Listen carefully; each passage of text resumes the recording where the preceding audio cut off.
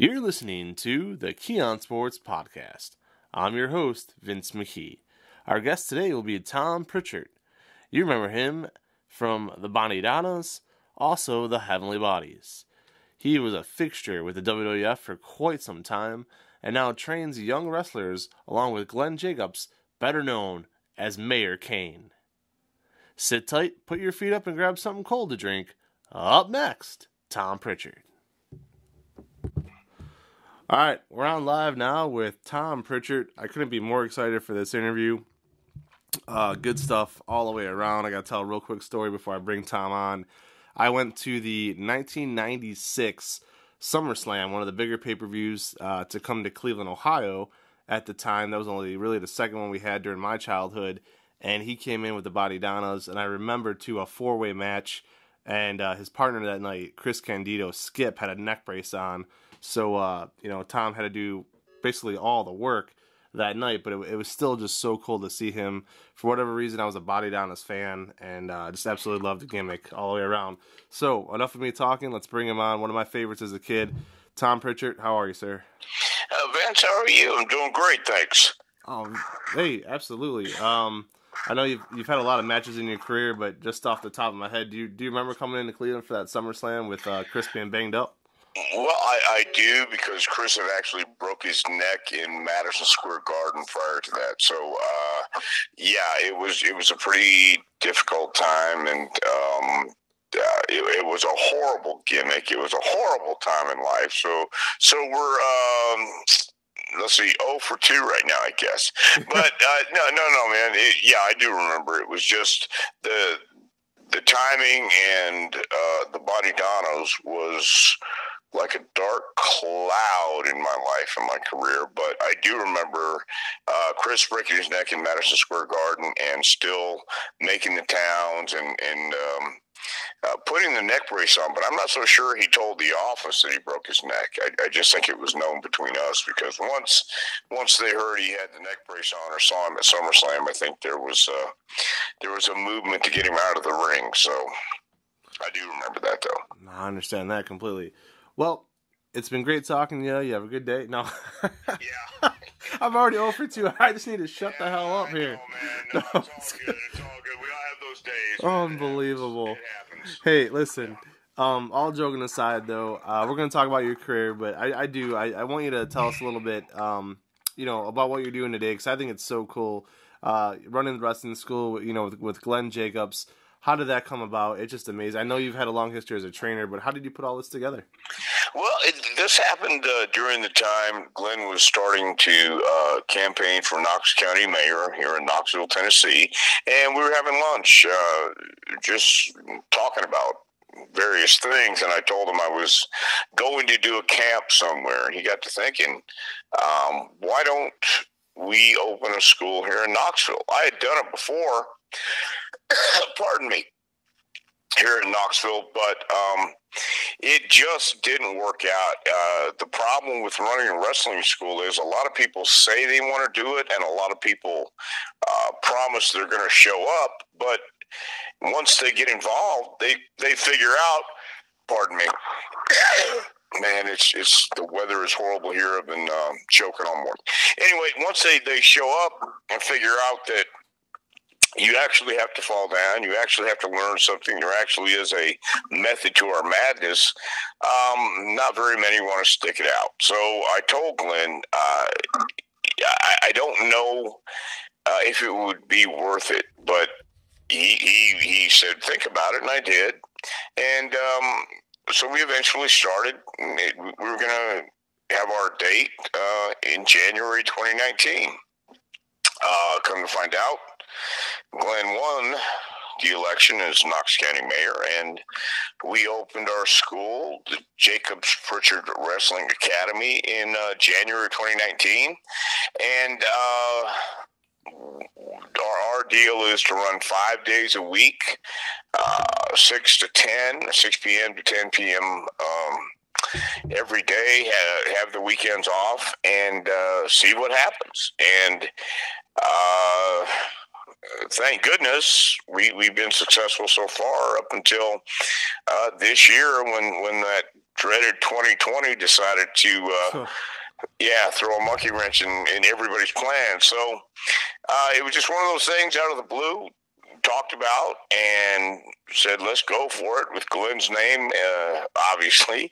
And I have a reputation of training a couple of guys here and there. So so far it's been pretty cool. And we are going on our second year. We have 14 people this going around, and it's been going great so far.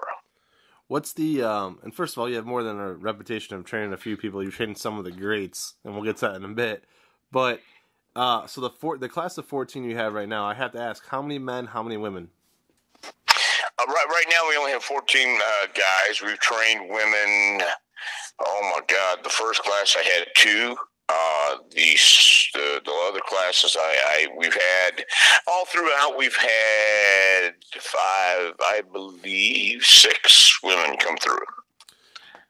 And in the years you've been doing this, I have to ask, and this is not even on my list of questions. I'm just, I'm inclined to ask this question. So when you're training these classes, and when you did it with the WWF and now with your own school, how quick into it, how soon do you notice, okay, we might be able to pair these 2 guys together, or these 2 women, but usually these 2 guys, and I think they might be better off as a tag team. Or is that something you never even address? You just want to make sure they can go as a singles, they know the moves, they know how to stay safe, they know how to protect their opponent? Or do you actually start to plan, hey, this guy's character could be this, and they could be a tag team or whatnot? A lot of times it's the guys who come up with it. We have a tag team right now called the Brothers of Seduction with Cam the Prince and Jake Tucker the Mother Lover, and they came up with the tag team, came up with a name, came up with a concept, came up with a gimmick, came up with some ideas, and they enjoyed teaming together. Sometimes it happens, but most of the time I want to make sure they understand the basics and fundamentals. The basics and fundamentals never go out of style. It's still blocking and tackling. You're still hitting the ball over the fence. You're fielding. You're still practicing. And you have to hone and you have to sharpen those fundamentals and basics on a regular basis. Otherwise, if you have no foundation, you're going to crumble. So I don't necessarily look for it. It has to happen organically for it to be really good or great, dare I say. And it's one of those things that we create as we go along. For instance, last night we did promos, and one of the guys happened to mention he did urban choreographed dancing, and I wasn't sure what that was. So during promos last night, we did some vignettes, and I asked him to incorporate that in their 2-minute vignette, and he did. So sometimes we just find out what other talents people have, and if they have a proclivity, I guess, or an inclination to team with someone, or they have a natural kin or bond, they try it. And I always tell people, try a bunch of stuff and keep what works. So that's how that goes. Oh, absolutely. So one last question for you about this before we get into your career, because I just find this to be so fascinating, and I feel, and I'm not trying to suck up to the guest or anything, but guys listening at home and women listening at home, Tom really is one of the premier trainers in the history of professional wrestling, and when you go back and look at who he trained, who he's been around, it's just amazing, the list of names and what he could do to help young men and women. So I have to ask you this. What are your thoughts on the NXT Performance Center? Is that something that you kind of wish was around when you were there? And is that a good thing for wrestling? Or do you think maybe it's not the greatest thing because these guys should learn how to travel to towns and pay their dues and things of that nature? Because right now there's a lot of split down the middle on that. Yeah, I do. I think it's good and bad. Not good and bad. I just think it's certainly different because it's not the same world. It's not the same culture. It's certainly just not the same in every aspect of the way we learned how to work and how to do professional wrestling. So you have to evolve and you must change with the times, no doubt about it. But the difference, I think, is in the sense that the Performance Center is great, and if you can't learn there, then you can't learn, because they do have some of the greatest coaches and some of the greatest technology and access to all the matches, any match study or anything that you want to look at concerning either professional wrestling / sports entertainment / anyone who came through the business, in the business, around the business. Someone there will have knowledge of it. And I think that's very, very important to know the history of professional wrestling. But I also feel there is a certain amount of struggle and dirt you need to get under your fingernails, and in a sterile environment that doesn't always happen. But at the same time, we're in 2020, we're not in 1920, and I think bigger, better, faster is a great option. But there is something to be said, I think, of learning in a no air conditioned building and having to get up and turn the channel or turn the TV manually, without the remote control, without the luxuries that we have. But once again, why not use everything you have and make it as modern and accessible and better for everyone coming along? I'm not one of these guys that say, back in my day, it was always the best. It wasn't always the best back then, but it was certainly one way to get an education and weed out the ones who really wanted to do this for the reasons that I feel you really have to love this to be successful, in my opinion. And if you don't, it's going to be pretty tedious and pretty hard on your body and your mind, because back in my day, we were going and working towns every night of the week. We were going by car. These days, again, that model does not exist anymore. So we can't do it the way I did it. We can't do it the way a lot of us did it, because the world has changed and we have to adapt to it. So, short answer to your question, I think it's great that the Performance Center is there. I think it's a great way to learn professional wrestling, and I think you should take complete advantage of it. The training methods get more modern as we progress, and hopefully the business will get better as those training methods improve and progress. Well, it's interesting that you say these things, because I agree with everything you said. Myself being 38 years old, I remember the days, like you just said, a great analogy of getting off the couch, walking to the TV, and actually turning that little button there to switch it. I remember having a phone on the wall where you had a rotary phone where you had to, circle it around. I remember answering machines. I remember you would have a quarter in your pocket at all times if you drove somewhere in case you needed a payphone. So yeah, as technology and as things have gotten better, obviously it's been great. But yeah, these guys, they don't know what it's like to work a real hard show and get paid $10 at the end of the night or $25 in an envelope.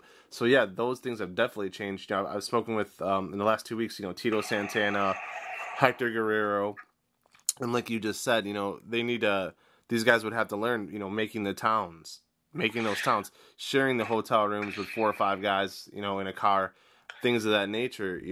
One last thing I'll say is it jumped out to me last night. Watching AEW, and Jim Ross says, Cody is working real hard. He wrestles once a week. He defends that belt once a week. And I'm thinking to myself, I'm like, wait a second. I'm like, this industry was born on, the NWA and guys like Dusty Rhodes and Ric Flair wrestling 6 times a week, sometimes 7 times a week. So it is interesting what we accept now compared to the way it was. Would you agree with that? Well, here's the other thing that no one wants to look at. Again, our way of thinking, our culture, and the world in general, not just here in the U.S., but all over the world. In those days of the NWA world, champion touring everywhere you go.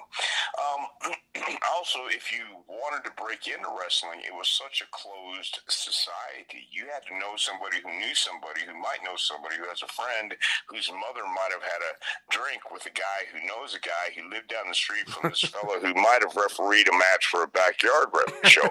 So I mean, there were all these steps you had to take, and then once you got an opportunity to even get in a ring, these guys would either break your arm, pull your shoulder out of socket, break your leg. Eddie Graham and Hiro Matsuda broke Hulk Hogan's leg in Tampa when he went to go try out. And to his credit, Hogan came back and said, look, you guys can either show me how to do it or I'm going to go somewhere else, but I know I got something here. And, there's something on YouTube also with Bob Roop stretching this guy. I mean, it's brutal and it's uncomfortable to watch. It's disturbing to watch. But this Bob Roop takes this guy and wrenches his shoulder out of the socket, and you can hear the horrific screams. And it was one of those things that the old timers did to prove this was real, to prove this was a lot harder than it looked. Well, it's always been a work. It's always been exposed. This is nothing new, but yet this is the extremes the old school guys went to back then. And when I got in, I was stretched. I was, Ron Starr and Johnny Mantell put me in a headlock every night for a week and would bend my ear down and come back. It would be swelled up, and back in the shower they would lance it with the razor blade. They did that 3 nights in a row until it just stayed hard, and I thought that was part of paying the dues, because they were trying to show you,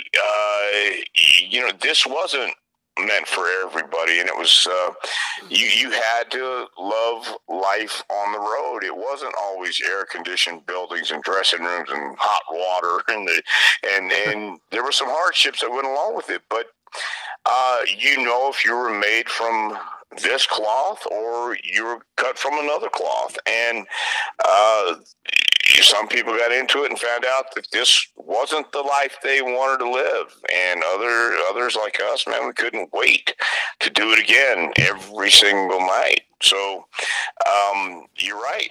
There's a lot of elements that don't exist today, and I can't speak to the fact that I think it's a better chocolate cake because they're making it today with different ingredients.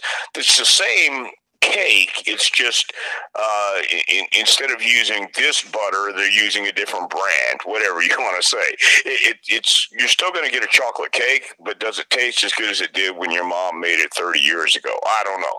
I read something that Brian Pillman Jr., who I think is a tremendous worker, I think he's got a hell of a future ahead of him, but he was talking about how we like to romanticize the past, and of course, sure we do. We look back a lot more fondly on it maybe than it really was, but at the same time, when you watch the match and you got the goosebumps and the vibe and the feeling of a darkened arena. And I grew up in the Sam Houston Coliseum from the time I was 10 years old, and I started working for Paul Bosch. I started taking pictures when I was 12 for a Gong magazine in Japan at ringside, thanks to Paul Bosch. And I started working in Paul Bosch's office in the summers at 15.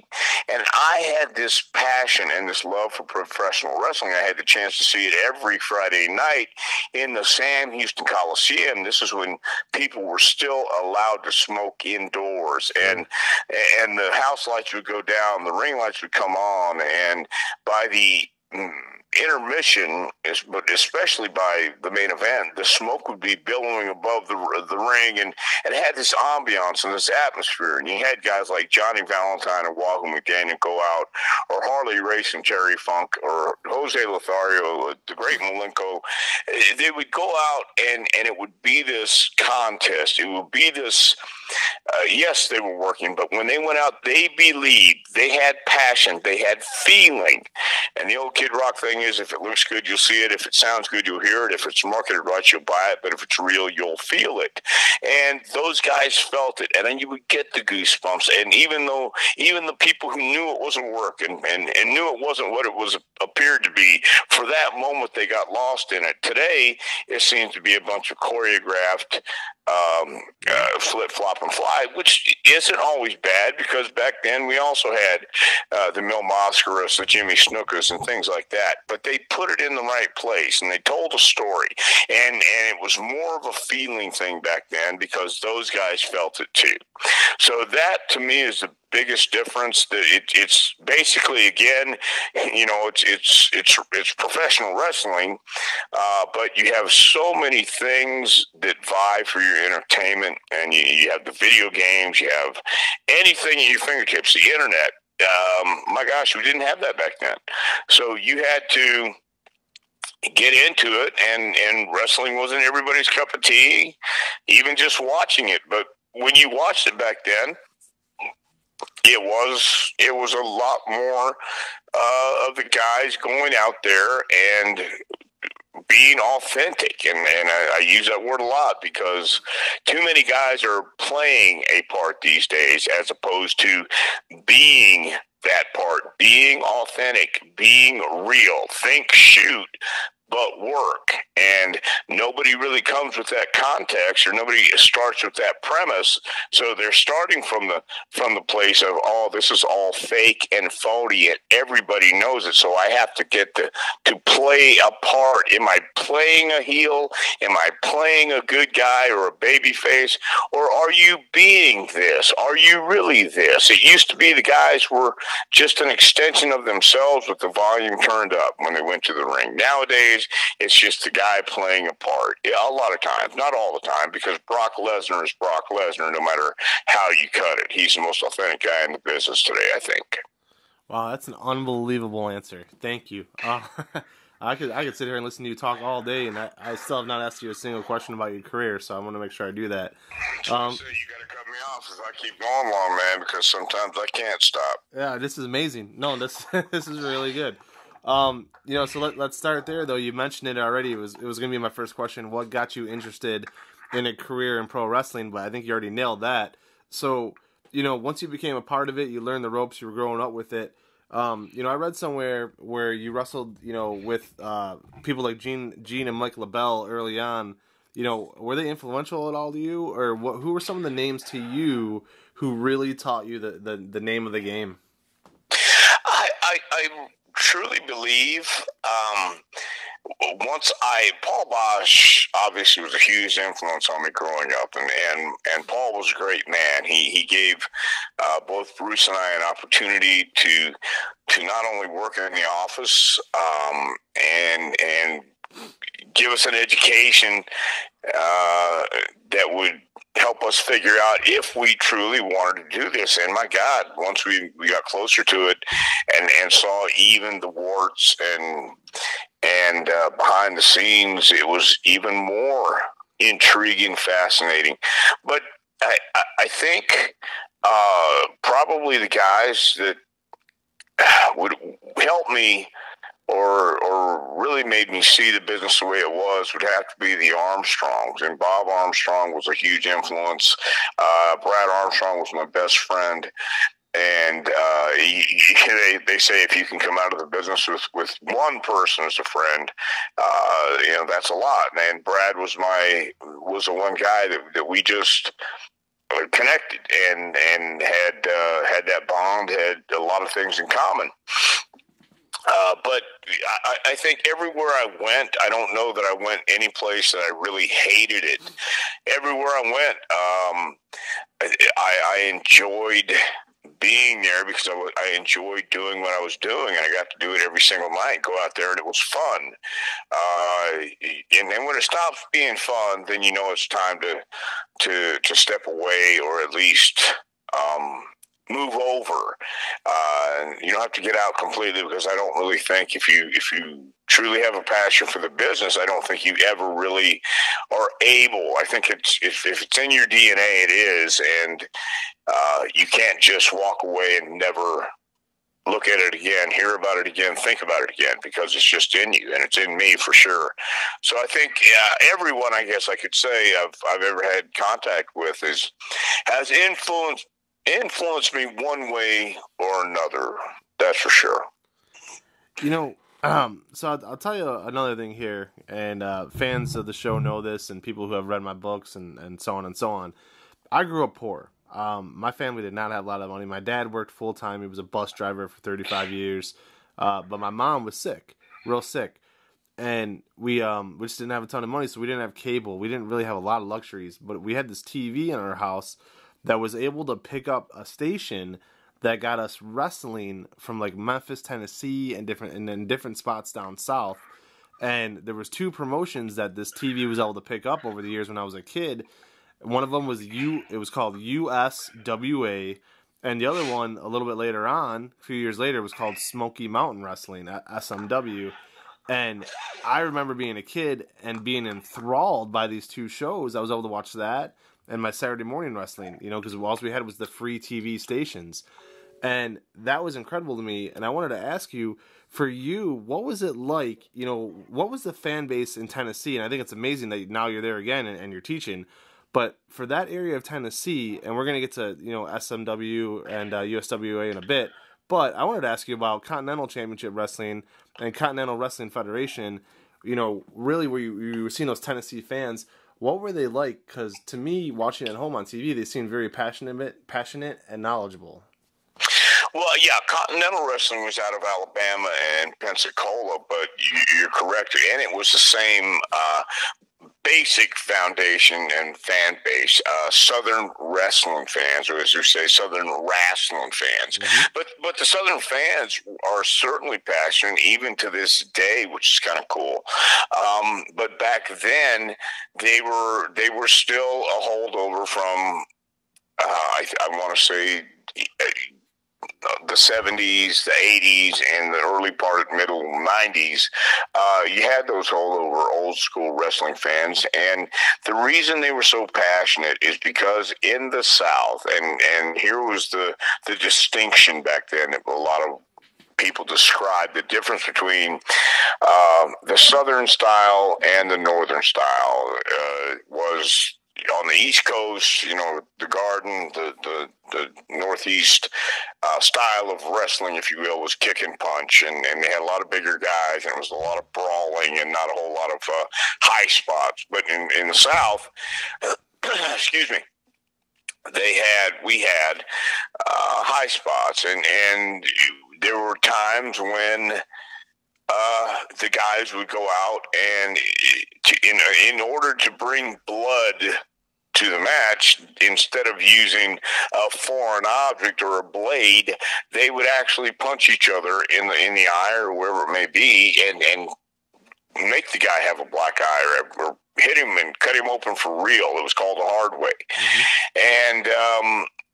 And people saw that because, again, the stereotypical Southern wrestling fan, a hard-working redneck fella coming in from a long, hard day on the job, going into a bar, getting into a fight, knows what a real fight looks like. Not that anybody up north doesn't, but the point is, he had some people who really wanted to get into it, weren't afraid to be vocal, be physical, if anything else. Jim Cornette was that guy who got so much heat because, boy, they hated that sissy boy and that mama's boy and all that stuff. So that was, I think, where the passion came from. Was the guys went to the ring, and the guys believed it. We had to feel it. Yeah, we knew it was a work, of course, but we thought shoot, but worked. And you would go out, and you weren't playing a part. When we went out, we got to turn up the volume and have a lot of fun, and that was so cool to be able to do that. And the fans appreciated it too. There's nothing better and more, I want to say, satisfying, rewarding, whatever, however you want to call it, describe it, than to have an arena full of people feeling it with you, and you can feel the energy, you can feel the electricity in the air, and it translated into the ring. So that was a huge element of getting that style over, because the people reacted.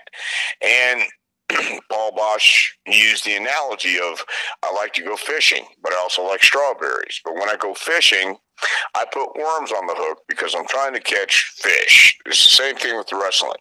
If you're trying to draw fans and they want to see rough, the Texas death match style or gimmick matches and blood and guts, you don't go out there and give them Luthez versus Jim Lundas. You go out there and give them Bull Curry versus Johnny Valentine, or Wahoo McDaniel versus Johnny Valentine, or these guys who know how to fight, make it look credible, make it look presentable, make it look authentic, and the people will buy it.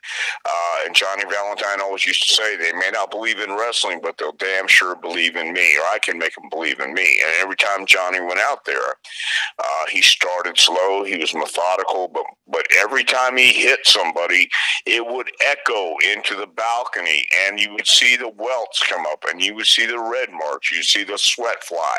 So there was no denying that they were making contact.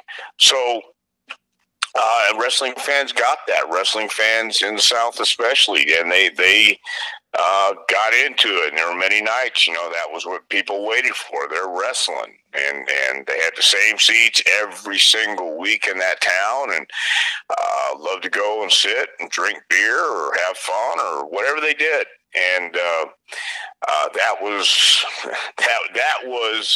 an atmosphere and a vibe that was pretty prevalent in the 80s and some of the 90s.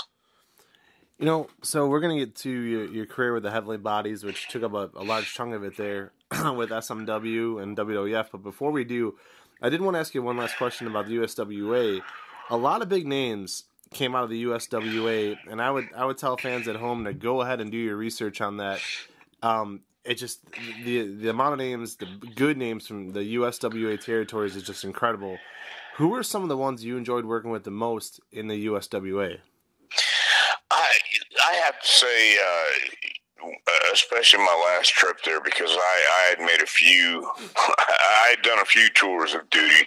In the USWA, the Memphis territory, wasn't the most lucrative, that's for sure. Sure as hell wasn't going to get rich. But they did have some good guys. And the last time I was there, I worked a program with Jeff Jarrett, who I think is an outstanding worker, an outstanding performer. I also got to work a lot be around Steve Austin at that time. So Jerry Lawler, of course, Bill Dundee, Eddie Gilbert, of course. There were a lot of people in the Memphis territory and USWA that you're right, came through, and we would again. I think a lot of times, we look back on it and say, I liked working with this guy, I didn't like working with that guy, but everybody was good. It was a good experience once you understood and once you learned how to tell a story and slow down. And everybody, when you start out, rushes and isn't quite sure how to tell a story. But everybody in Memphis at that time, and the last time, I guess in the late 80s when I was in USWA, was pretty much on the same wavelength and on the same idea about how to tell stories, how to go out there and have a match, how to slow down and take your time and get into it. So I think everybody I worked with during that time pretty much was a lot of fun. But I had some really good matches with Jeff, Lawler, Dundee. Eric Embry doesn't get a lot of credit for his booking, but and not a lot of people Eric Embry is one of those guys. I think you love him or hate him. I loved him. He's a great guy to me. We had a good time, but he didn't look like your typical superstar at that time. But he did have some decent ideas, I thought, and he could go out and he could elicit emotion from the crowd, and we teamed as Texas versus Tennessee during that time, and I thought it went pretty damn good. We had a lot of fun back then. Yeah, I loved watching it, I'll tell you that. As a kid, I mean, it was just amazing to have wrestling on my television, and that was great. So, this is something I've always wondered. After forming the Heavenly Bodies, originally with Stan Lane, you would eventually switch and team with Jimmy Del Rey. Can you talk a little bit about that transition, going from singles to tag, and going from Stan Lane to Jimmy Del Rey? Well, Jim and Stan had come from Charlotte, and Jim's original idea, original idea was to bring the Midnight Express rock and roll to Knoxville, to Smoky Mountain. But Bobby Eaton had already signed a contract with WCW. He just re-signed and had a family. I think he signed a 5-year deal, whatever it was. And I was in Memphis at that time. I'd been in Memphis maybe a year, and Jim had called and asked if I would be interested in an opportunity. He was opening up a territory in Knoxville and calling it Smoky Mountain Wrestling. Wanted to team Stan and I. But Bobby was his first choice. So again, the Midnights versus rock and roll, just rehash it in this part of the country. But I said, of course, yeah, it'd be great. And I knew it was going to be some growing pains in there. I knew we weren't going to come in and have big contracts. Again, it was a place to go work, and at that time, I was happy to be having steady work, and of course, sit under the learning tree and the opportunity that Jim Cornette and Stan Lane were giving me. So Stan had already been in the business a while. He had been through the Fabulous Ones in Memphis. They had great success and great success in Crockett territory. Now he left with Jim. He walked out with Jim and getting ready to pioneer Knoxville again, pioneer East Tennessee in this part of the country. Well, he was living in Charlotte, and driving by himself, making the trips, and the houses, while they were fine and doing okay business, we certainly weren't doing WCW or WWE numbers. And Stan had already been down that road. Even though we were working with rock and roll, even though the matches were pretty easy. I mean, Ricky and Robert were fantastic to work with every night. That was a night off. That was a dream job. But Stan just got to the point where he was tired. He was tired of making the trips, from Charlotte to Knoxville, and so he just decided he'd rather not, and he was going to retire. I think he just dropped it on Jim one day, and we were in a bind, and we needed somebody, and Kevin Sullivan was in the territory at the time, and he brought up Jimmy Del Rey's name, Jimmy Backlund. And I had met Jimmy, he came in a week, I think.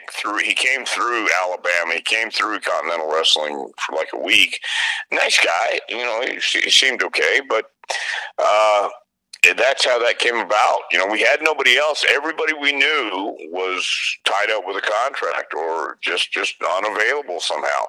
And so Jimmy came in, and the first night he came in, he came in with no tooth. He was missing a front tooth, and had the belly and red hair, looked like Howdy Doody, and everybody kind of looked like, oh.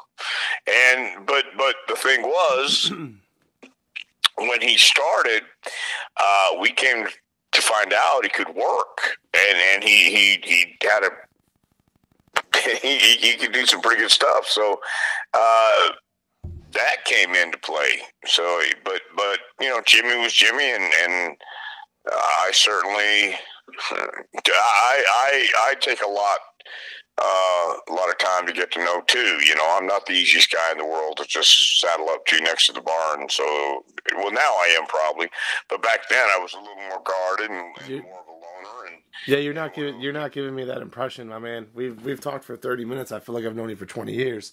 But go ahead. Well, yeah, but I mean, I can do that. Oh, sure. But in business, it's a different story because, you know, I've got to be able to trust you, and if I can't trust you, we're not gonna click. I mean, Michael Hayes and I had this conversation many years ago that as a tag team, you really have to be a team in the ring and out of the ring. And you know, Jimmy and I were okay in the ring. I thought we were great, but outside the ring, you know, we would go places, and I'm kind of an easygoing guy when I walk into an establishment, if you will, if it's a bar, restaurant, whatever, and I want to check things out. Pardon me. And you know, Jimmy's a little more extroverted and wants to let everybody know we're there and who we are. By God, make sure you knew. And I wanted to kind of chill out and just check out the landscape and see how we fit in and see where I might fit in over here and see what's going on over there. And you know, so once I established that we were two different people outside the ring, we did business inside, and once it was done, you know, he had his people to travel with, and I pretty much either traveled by myself or on those rare occasions would jump in the car with somebody. But you know, we went along, we did what we could do, and when the opportunities came up, we did what we had to do with those too. So yeah, and I thought you did them well.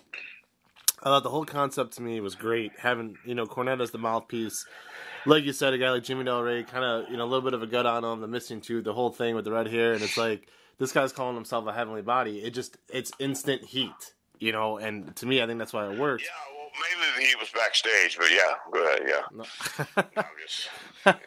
No. So in 1993, you know, you had two very high profile matches. And you had said this just now, you know, it wasn't like the WCW numbers, it wasn't like the WWE, you know, at the time, F numbers, but now you had that chance, you know. So in 93, you know, Jim Cornette brings you into the WWF about mid-July, maybe, I'm probably off on that, June or July, doesn't matter, that summer, you come in, and, you know, you get a really big match right off the rip against the Steiner Brothers at SummerSlam. Steiner Brothers, in my opinion, just my opinion, one of the top 5 tag teams of all time, legitimate wrestlers, you know? And then you go into the Survivor Series and yeah, the classic rivalry with the Rock and Roll Express. So 2 big shows in a matter of 3 months with the WWF. What can you tell us about those matches and what sticks out the most about that entire experience? Because that really was the first big run that you had. Well, we were supposed to do the same thing with WCW with Bill Watts. You know, we did the invasion with Rock and Roll Express at center stage, and then Watts got fired. So shortly after that, due to some events that happened, my dad came in to visit us in Smoky Mountain. So we cut a promo with my dad, Jim Cornette, Jimmy Del Rey, myself, and my dad cut this promo to send to Bruce. And of course, Cornette is being Cornette, and Bruce watches it with people around, and they see it, and they get this idea to book us at SummerSlam, have a match for the Steiners at SummerSlam. But I knew, especially when I was being told, you know, I had the idea, my spidey senses were tingling because I knew they were looking for a spokesman for, I didn't know they were looking specifically for a spokesman for Yokozuna because Yoko had Fuji, and you compare Fuji and Jim Cornette as mouthpieces, and there's no debate. So anyway, we got the opportunity to go in, but again, it was to get Jim in there and move him away and get him with Yoko, and that was fine. That was great because it's up to us to get over. But I knew when we got there, and you're right, the Steiners are certainly one of the top 5 of all time, and they were great.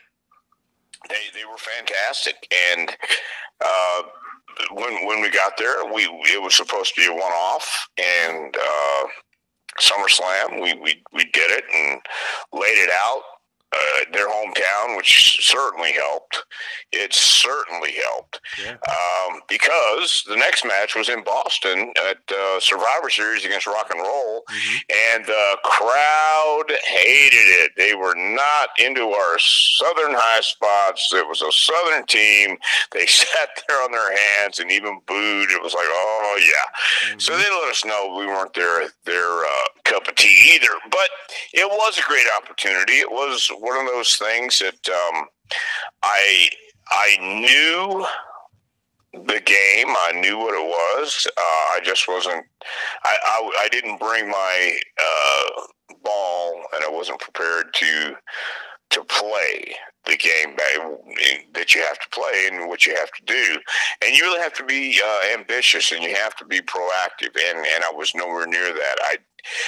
Jimmy and I, again, we were a great team, I thought, when we went out and did what we had to do in the ring. But you have to gel. You have to be on the same page. And I don't know that we were on the same page once we got backstage or away from the ring. So it was a bittersweet experience, but once again, we didn't come in expecting anything but a SummerSlam payoff, and went to Survivor Series, and then I think we got signed right before we had a trip to Japan, I believe in January or February of '97, and I think we signed right before we went to Japan, because when we got over there, when we got to Japan for Baba actually offered us a contract, and we told him we already signed with WWE. So I don't know. I don't regret it, but I often wonder if we could have stretched it out. I really don't know. But I think it was more the right thing to do. We were both getting older, and we were looking at our opportunities in WWF at that time. But be that as it may, that's kind of how that came up. We sent a promo and as a rib, and that gave them the idea, we could sure use this guy as Yoko's spokesman and bring the team in too. Let's get what we can out of those guys. And the rest is up to us, actually, man. And we just didn't follow through. Well, let me ask you this, and this is unique to me, and my 3 favorite wrestlers of all time, growing up as a fan and now a journalist, I respect them even more.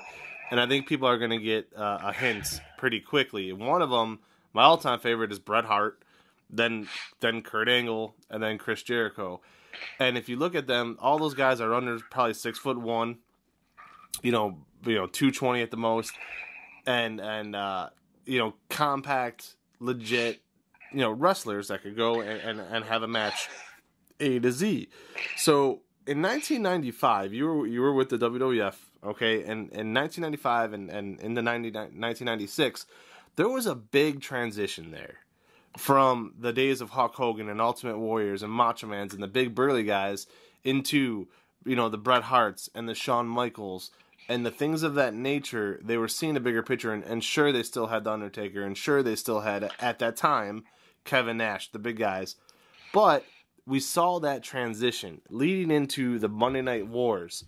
Do you think, when you look at when you step back and look at the entire picture of the whole WWF versus WCW, Monday Night Wars, and all that, do you think Vince McMahon knew what he was doing and knew that eventually it was going to work out because he was building the younger stars? He had guys who could actually move in the ring and knew that, hey, we're transitioning to a little bit smaller, a little bit younger, while WCW relied on the money aspect of it all, and we're just going to try to sign big names and hope it works? I don't know if Vince planned it that way. I just know that when we came in, the trial, the steroid trial, had just ended, and I think the spotlight on the bigger guys was just being shifted to the smaller guys, also the more athletic guys, for that reason mainly. But I also think once those guys like Brett, Sean, and whoever else was there at the time, who wasn't as built in the Hogan mode or Nash mode or whatever it was, I think those guys were certainly ambitious and didn't mind stepping out, didn't mind voicing their opinion, and that's really what you have to be. You have to promote yourself. You have to have an ego. You have to have confidence. You must. You can be the greatest performer in the ring, but what we do in the ring is just a small portion of the recipe for success, because there are so many parts to the business that nobody really realizes or talks about. They do, I think, now in the Performance Center. They cover all those aspects, and they cover all these things that are necessary. They want college-educated people. They want smart people. They want people to be creative, to be thinking, to be ambitious, and concentrate on the career, concentrate on what they can do to better the company, better themselves. And when you had Brett, you had Sean, I mean, that was a great rivalry, and it's kind of like Stallone and Arnold. You know, they talk about it all the time. If you know anything about that rivalry, they were battling each other for the movies and battling each other, and they would take shots at each other, but it was out of respect. But all those years, there was this, I think, a legit dislike or maybe even hatred at times, but I don't think there was ever a lack of respect. And the same might go with Sean and Brett, and they might have lost some respect along the way, but I think as it all went down through the years, you've got to look back and say, both of them, I think both would say that the respect was felt every time they stepped in the ring. You couldn't have the matches they had unless there was a certain amount of trust, understanding, and respect that went along with it, because those guys were masters of their craft at what they did, and every time they stepped in the ring, it was magic. And I think it was to show each other. You know, Brett's going to show Sean, Sean's going to show Brett. You can't do this with anybody else. In fact, I'm going to show you I'm the best at working with you, and I'll make you look better than you could ever look. And Brett was just saying the same thing back in his head. So yeah. I think along with all the things that were happening with WWE after the big trial, Vince put his confidence in Brett and Sean and the smaller guys, because that was what the fans were actually reacting to. And Vince is a smart enough guy. Obviously, he wouldn't be where he is unless he knew how to have smart people around him, surround himself with guys and people that have his confidence to bring the best for his business. And, Brett and Sean both had Pat Patterson's blessings and Bruce's blessings and whoever else was making decisions at that time. So whether Vince knew it or not, he knew enough to give them the opportunity to prove it. So you have to give him credit for that. And here you are in a situation now where you're teaching young athletes and trying to get them in the business. And I know you said early on that this was not the favorite part of your career by any stretch, being a part of that Body Downless gimmick. But are you able to teach, your guys and use, Chris Candido and Tammy Sitch as an example of what could happen, what bad stuff could happen? You could be unbelievable in the ring, but if you can't control your life outside of it, this is what could happen. And I'm not, trust me, I am not asking you to throw people under the bus or anything crazy like that. But go ahead. No, I know exactly what you're saying. Of course I do, because I do mention that this is a different business than it was back then. But I also do this.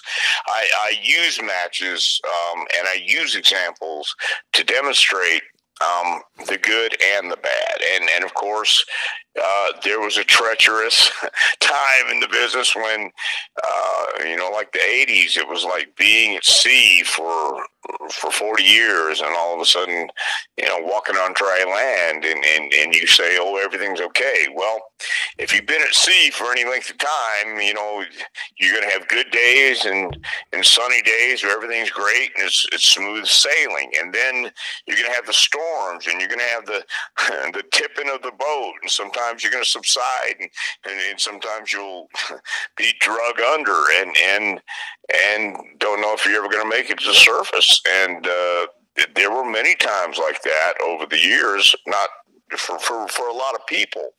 And you don't want to get caught in that trap. You want to make sure that you always know the course and stay on the road. Don't lose your focus. And it was just the culture. Again, it was the business. It was the nature of it, I guess, that carried over, and it took this long to get it to where it is today, where it's a healthier lifestyle, it's a healthier way to do things and smarter way to do things. And that goes, I think, give a lot of credit to Triple H for his vision and other people realizing that times have changed. We ain't the carnies anymore. Come on in and let's show them how real this is. And I think, again, that's good and bad, because that's one of the elements missing is the fact that you want your crazy people, you want your guys to be, have fans wonder about, that guy, something's wrong with him. Your Dr. Jerry Grahams don't exist today because, again, it's not the culture, it's not the world we live in. And back then, when you had people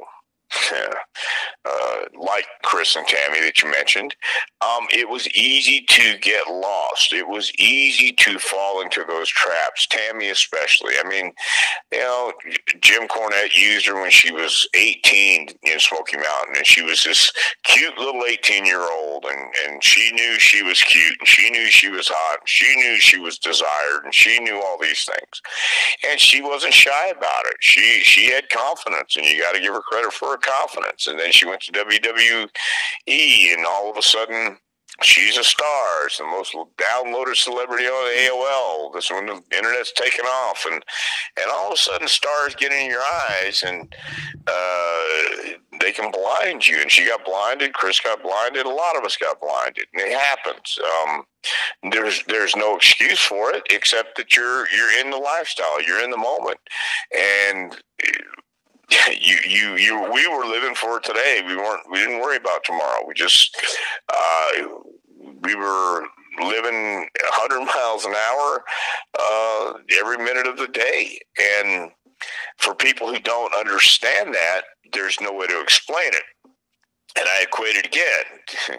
I use a lot of analogies because they make sense to me. Not always to other people, but they make sense to me. If you never jumped out of a plane, I can tell you about it all day long, but I can't make you experience it.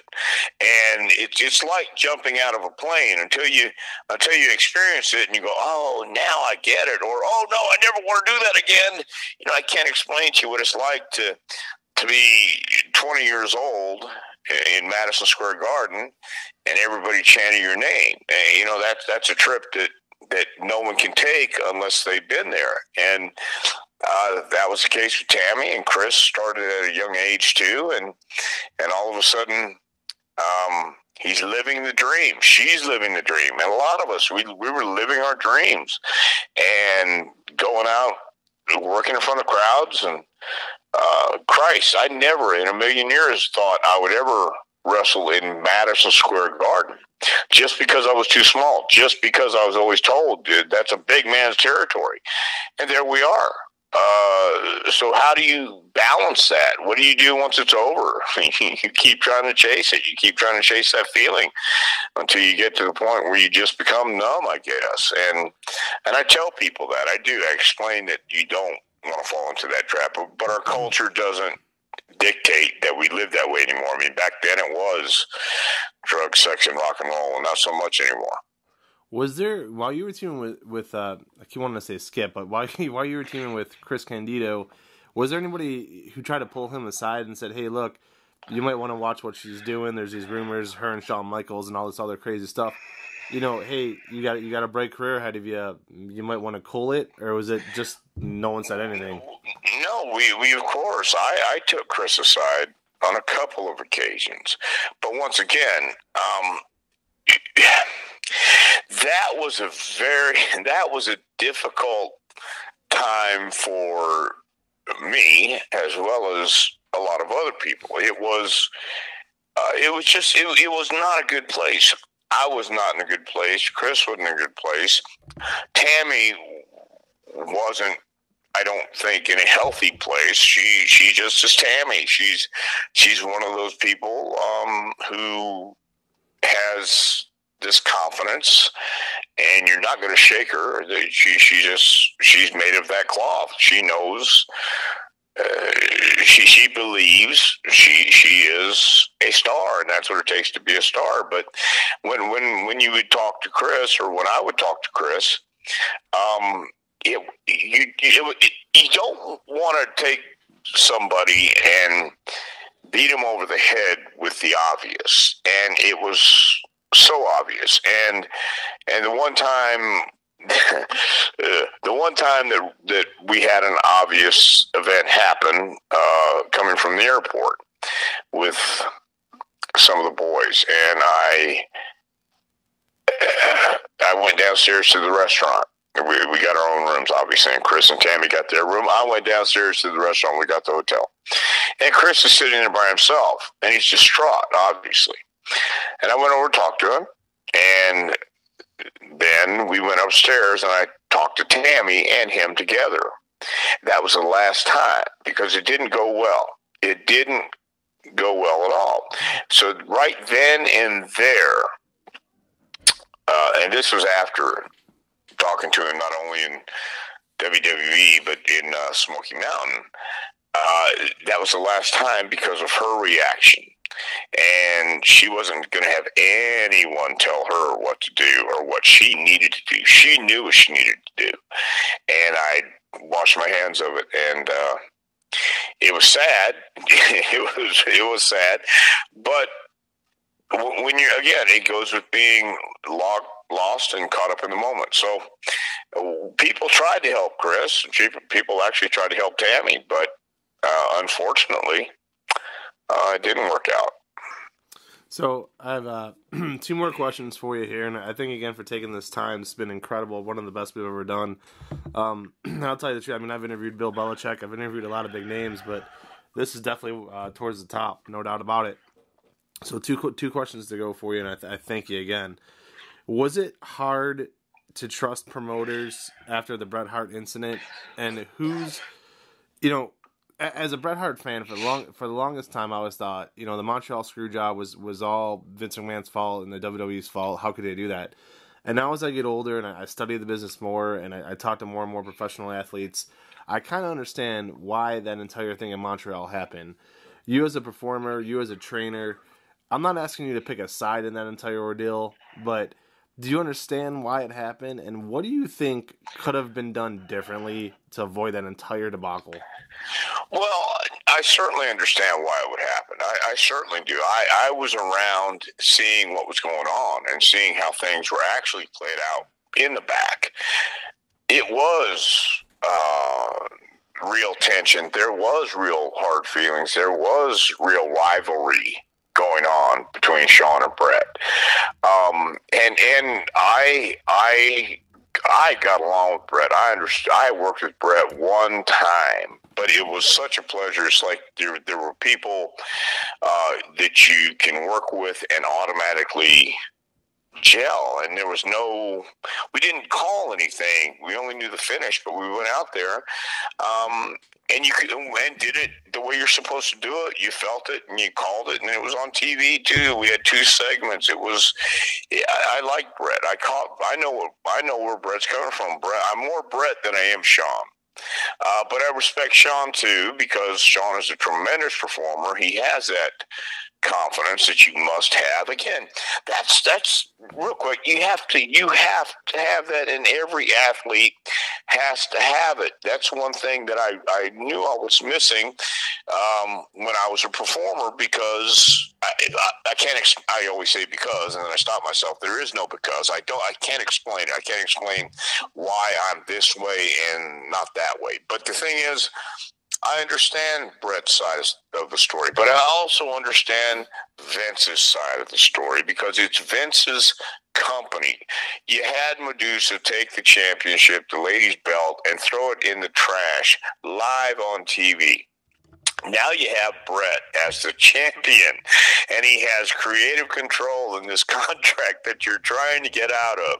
And it's in Montreal, it's in Canada, where Brett is a huge hero, whether it's in Brett's mind or not. You have to admit, Bret Hart was a hero to a lot of people in that country, and Sean had needled him, Sean had antagonized, Sean had poked and poked and poked, and there were some hard feelings over things that were done and said, and all this underlying current of tension and animosity that was going on.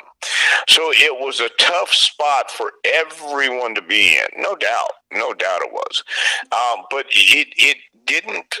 I had been training guys prior to this, and I was watching in the studio in Stamford when it went down. And as soon as it happened, I knew what happened.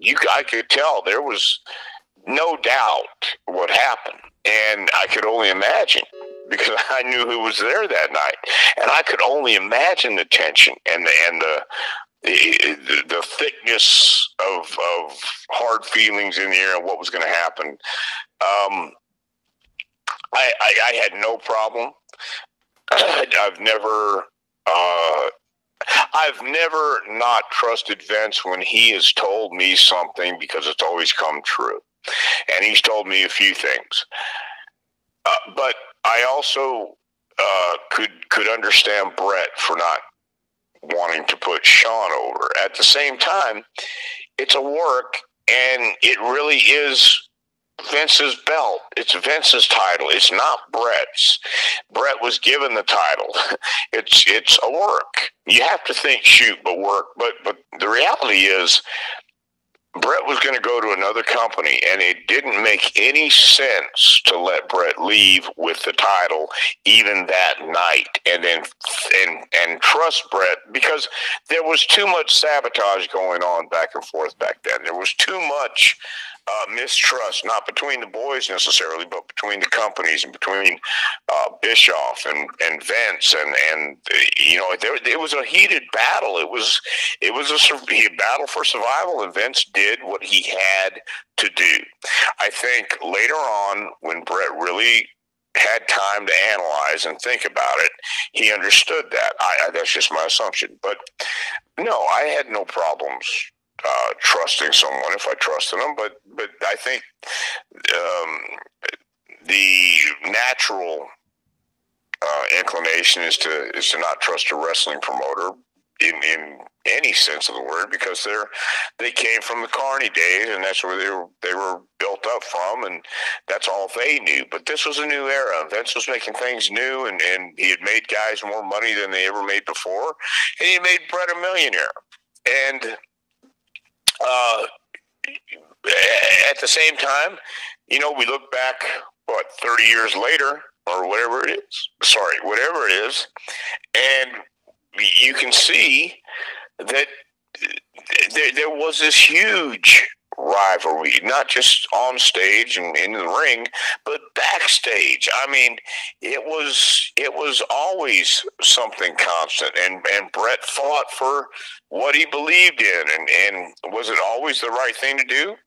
Well, for Bret it was, and for Shawn always fought for what he believed in, and once again, was it always the right thing to do?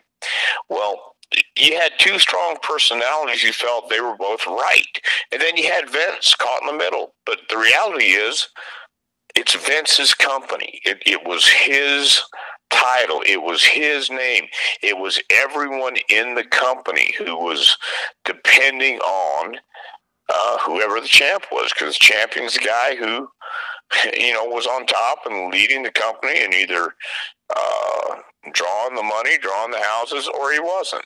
And because Bret felt so strongly, personally, about Shawn, I think that I don't want to say clouded his thinking, but it certainly affected his thinking, and vice versa. Vince, did he lie? Did he do what he had to do? In business, people are going to lie. I've come to learn that in over 40 years of being in the wrestling business. People aren't always going to tell you the truth. So you have to know how to decipher it, and you have to know how to navigate it, and you have to know what you're getting yourself into. It's not just wrestling. People are going to lie to you. And I think, again, Bret, looking back, understands that now when he's not in the moment and not emotionally distraught and hyped up on that emotion. But I understood what I was in for. I understood the players I was dealing with whenever I dealt with Vince. And so to answer your question, no, there have been a few promoters who've lied to me on a few occasions, and I still I navigated through it, and I understood it. I just understood that was part of the process, and that was part of the business. And I think to this day it still is. Last question for you here today, and it's been an excellent interview. Thank you again. Just unbelievable is all I could say. So, one last question. As a trainer with the WWF, and it's funny because earlier in this interview, we talked about USWA. There was a guy in the USWA. I'm going to say his name, and you're going to know who I'm talking about, and a lot of people, they probably won't. Flex Kavana. And I want people to go ahead and research, throw it into your Google search, put in the name Flex Kavana. All right? Now, with that being said, who were some of the best athletes and best performers that you ever had the privilege of training in the WWF? Wow. Well, certainly Flex Kavana, and certainly Kurt Angle. Yep. I think, man. Did you know Kurt Angle had it right away? Did you just know? Well, here's what I knew when I locked up with Kurt.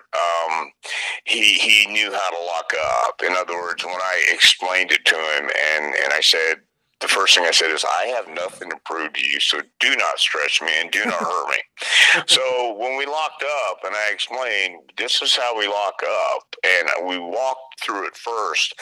And the first time we did it live, when I in the studio, of course, he locked up the right way. And when I went to maneuver him and push him and put him where I wanted to be, he went right with it. So he had something, and it took him I think no time to actually get in there and apply what he knew. He had a love for it. I mean, once he, I think his first experience was ECW, and once he saw something else, and it was explained to him that ECW is completely different than what we do over here. Yeah. And I think once he did, he got that. But it's been, gosh, so long. Mark Henry was part of the first class with those three, with Rock and Mark and Achim Albrecht, who was Brockus. And Brockus only had 2 vignettes and never made it to TV. But I would work with those guys on the road under the mask as Dr. X. And that was my job in the early days of training there, train with them in the studio, that would take them on TV or take them on the road. And I was going on the road and getting my concussions from Brockus, knocking the living hell out of me. So, but those obviously the top guys would have to be The Rock and Kurt. Of course, Edge and Christian came through. R-Truth came through. But they had some previous experience too. Batista had come through and trained a little bit with Alpha, I believe, in Allentown. But he came through, and he had some natural ability. Randy Orton obviously had been training in St. Louis before he got to us, but he was doing the outlaw indie stuff, and his dad wasn't real happy about that either, and Randy told me that. He says, Dad always tells me I don't need to be working with these guys because I'm going to pick up bad habits. But he was a smooth guy too. Randy knew from the beginning he had this natural ability to react, and that's really what we do in the ring is we react. We're not acting. So but everybody else, I would have to go through the list of names, but there was a lot of great athletes came through. Some had it, and some, once again, get in there and think, oh, it's not what I thought it was, and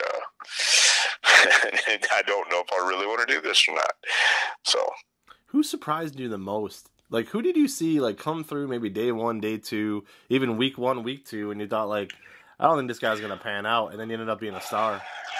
Well, I got to tell you, Drew McIntyre, because he's the one that really comes to my mind, and I feel I have a soft spot in my heart for Drew, especially because here is his opportunity at WrestleMania to wrestle Brock Lesnar in Tampa, and oh my God.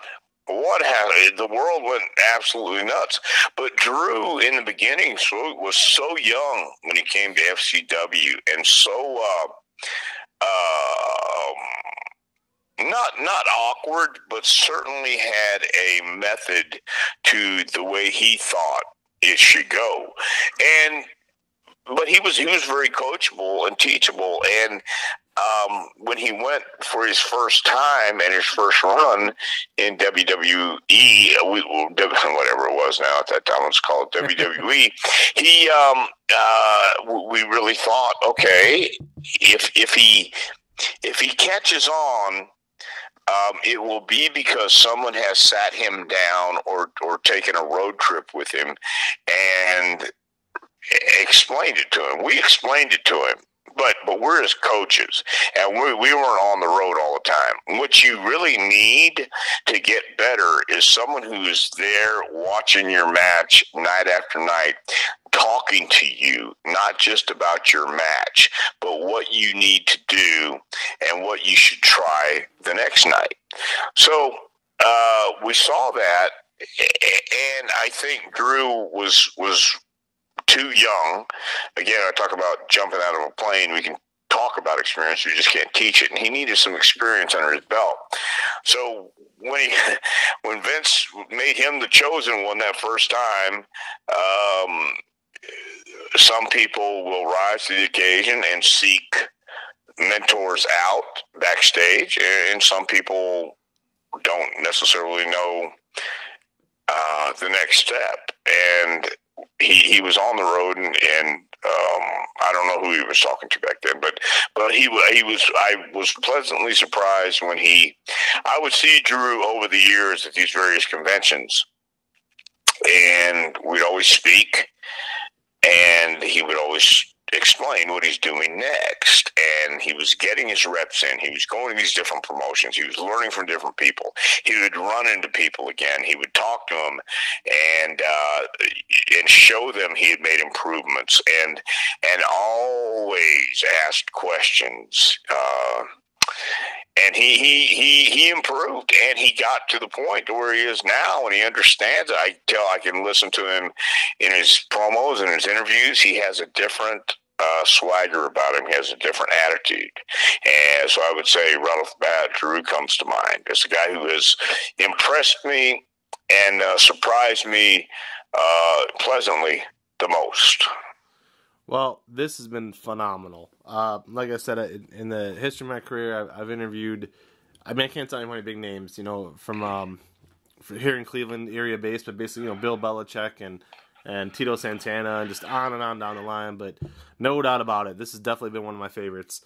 So I wanted to thank you for everybody here at Key Island Sports for coming on today, talking about your excellent career as executioner. That was so much fun.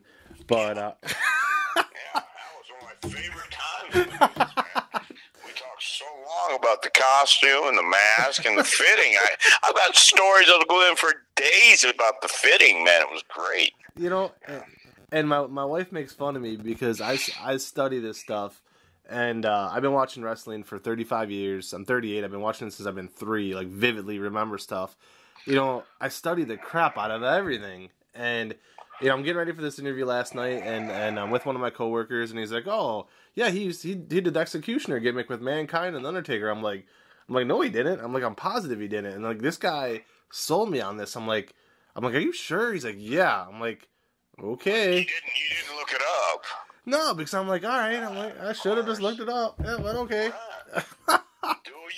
You can thank him for that now, because Terry Gordy was, Terry and I looked a lot alike, except he was about 6'4", and I'm not, and but we had the same kind of hair though, and with the mask, I guess it would be hard to tell. Just unbelievable. I get this interview that I've coveted for so long. And within seconds, I put my foot in my damn mouth. But hey, no, it's all good, man. I think that's part of the learning experience. So yeah, it's all good. All good. Hey, thank you though. Honestly, I'm gonna let you get about your day.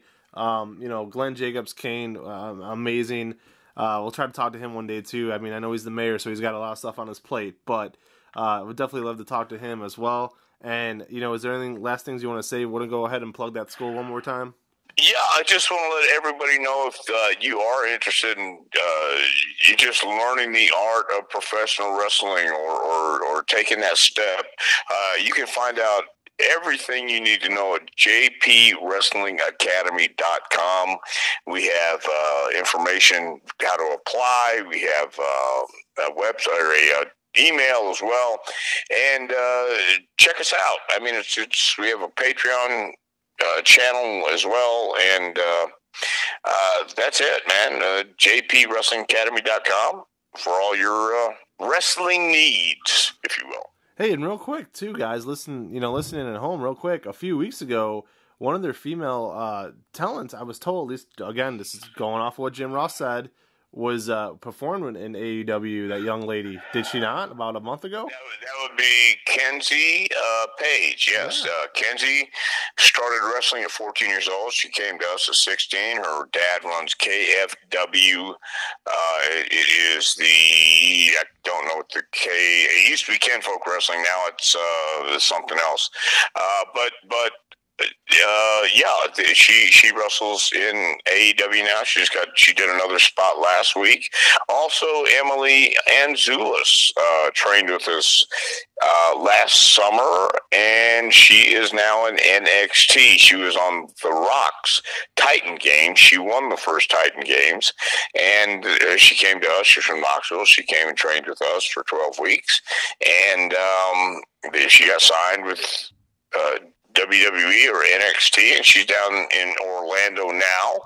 Shortly after she got there, the world went crazy and shut down, but she's still down there and doing what she can do. So we've had the first year we had fortunate enough to use the guys as extras 2 weeks in a row on Raw and SmackDown. So we're moving along at a pretty good pace. So if anyone is interested in learning the art of professional wrestling or just asking a question, jpwrestlingacademy.com has all the links you need. Absolutely love that. Learning the art of professional wrestling. At 38 years old, that's still what I call it. I refuse to call it sports entertainment. It is professional wrestling. Dr. Tom Prichard, thank you so much for coming on the show today. And I want everybody to know at home, we're going to put a link for that website in the actual article. So when you click on this podcast, there's going to be a link that will take you right to that website. Sir, you have a great day. Thank you for taking so much time with us today. And hopefully we'll talk to you again soon. And I'll get all my facts straight next time. Yeah, thanks, Vince. I look forward to it. Oh, no problem. Have a great day. You too. Bye now. So that was Dr. Tom Prichard. Definitely check out his school, him and Glenn Jacobs. You can know him as Kane. And we will put a link in that as well, in the article. Wow. It's all I could say. Our interviews tend to go 20 to 25 minutes. This one went 90. And I was not going to stop him because that was incredible. This will easily go down as a top 5. Tremendous stuff. I want to thank him again. I want to thank you for listening, and we'll talk to everybody soon. If you want to get a hold of me, it's Vince McKee at CoachVin14 at yahoo.com.